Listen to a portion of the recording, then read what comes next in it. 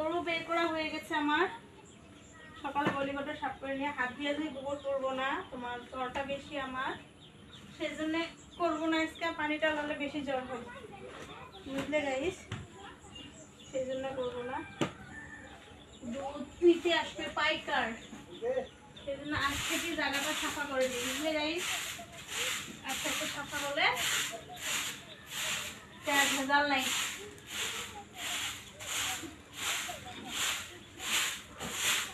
এটা আমার নিজের ঘর গাইস, আমি অন্য জায়গায় থাকি আমার হাজবেন্ডের সাথে, বুঝলে। আমার এটা স্বপ্নের ঘর, অনেক স্বপ্নের গরু, অনেক স্বপ্নের ছাগল, অনেক স্বপ্নের মুরগি, হাঁস সবাই আছে। আমার হাজবেন্ডের যাতে থাকতে হয়, বাবু কান্দে ওর বাবার জন্য, সেই জন্য ওর সঙ্গে থাকতে হয়, এখানেই থাকতাম আগে, এখানেই